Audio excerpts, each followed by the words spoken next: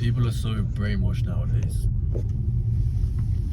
Everyone wants to hop on the latest trend, whether it's Ukraine, Palestine, Black Lives Matter. And it got me thinking. I actually did some research into like the Palestine-Israel beef and all that stuff. And I would love to see someone actually dissect the situation from a non-biased perspective. You always see, it's like when Piers Morgan had when the Hamas attacks happened, Piers Morgan had like Muslims on his show, and then he had Israeli people. It's like he was only letting people speak who were Israeli or from Palestine. But that doesn't warrant your opinion, because Israelis are going to be biased towards Israel, and Palestinians and Muslim community are going to be way biased towards Palestine. So maybe get someone who's completely out of the picture from a completely different race and let them have an opinion, instead of making it sides. And the silliest thing about Free Palestine as well is I see everyone with the Palestine flags. I see all these bios with like from the river to the sea, which is basically saying I want the Israeli people wiped out. So you want to see the genocide of a nation, basically, which is mad, because if it was the other way around, or any other country that was happening to, that would be called absolute racism. So that's mad. But my main point with it is, what makes Palestine such an economic problem? Why do you care about Palestine so much? And it's not saying that you shouldn't care about it, but why don't you have that energy for Yemen and Syria?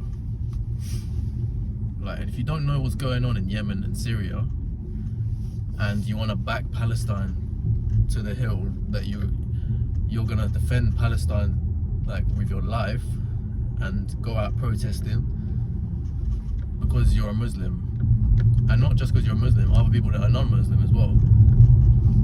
Why don't you have that energy for Syria and Yemen? But I can guarantee you that most people won't know what's actually happening in Syria and Yemen. It just doesn't fit the agenda. When it's civil war and it's actually their own people who are oppressing them, they turn a blind eye. But when something happens with another nation, which is arguably 50-50, they want to back Palestinians to the end, to the death. And they've got so much energy for it. And my point is that people are just brainwashed. Like, why are you supporting Palestine like that? Like, if someone came out with an Israeli flag and was supporting Israel, you would be like, that's racist, or you would be mad about that. But everyone's allowed to just bring a Palestine flag out. And also, everyone's allowed to just bring it into every single topic. You know, like, it will be a professional environment. Someone will be saying Free Palestine, or it's just people wanna rub it in your face when they don't actually know the facts. People don't have a clue what they're talking about. If you want to be smarter, ask questions.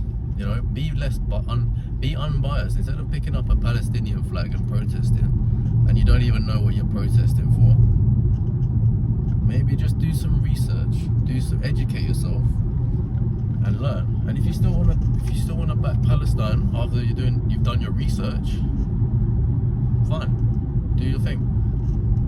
But most people are out here saying like that those Hamas attacks, they're secretly laughing.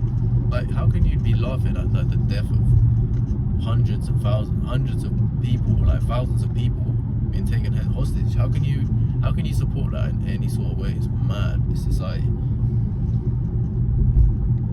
You know, if you want to be an activist, if you want to care about the whole world's problems, do your research first. No problem with that. But keep that same energy for Yemen and Syria. And if you don't know what's happening in Yemen and Syria, do your research, because it's crazy right now.